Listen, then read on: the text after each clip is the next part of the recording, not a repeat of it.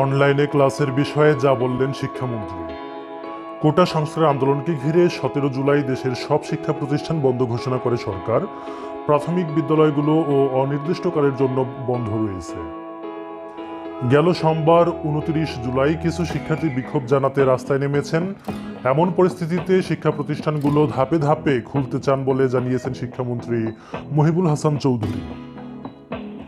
মঙ্গলবার 30 জুলাই সচিবালয়ে স্বরাষ্ট্র মন্ত্রণালয়ের সভাকক্ষে চলমান পরিস্থিতি নিয়ে বিশেষ বৈঠক শেষে মন্ত্রী একথা বলেন।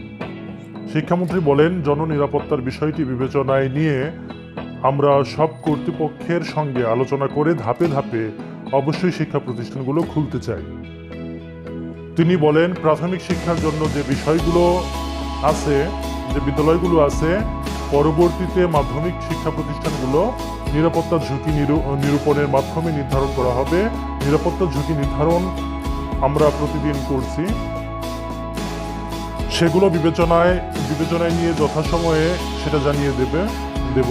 নিরাপত্তা ঝুঁকি যদি কমে তখন আপনারা জানতে পারবেন কখন খোলা হবে। অনলাইনে ক্লাস হতে পারে কিনা এমন প্রশ্নে শিক্ষামন্ত্রী বলেন, ইন্টারনেট যেহেতু সচল হয়েছে সেটাও আমরা বিবেচনা করছি।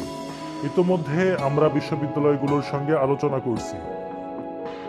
এর আগে শিক্ষামন্ত্রী মহিবুল হাসান চৌধুরী এক বার্তায় বলেছেন, উচ্চশিক্ষা প্রতিষ্ঠানগুলোতে শিক্ষার্থীদের নিরাপত্তা ও সৌহার্দ্যপূর্ণ পরিবেশ নিশ্চিত করে শিক্ষা কার্যক্রম শুরু করার জন্য উদ্যোগ নিতে অনুরোধ জানানো হবে। ছাত্র সংগঠনগুলোর সঙ্গে আলোচনা করতে প্রতিষ্ঠান প্রধানদের প্রতি অনুরোধ জানাবে শিক্ষা মন্ত্রণালয়।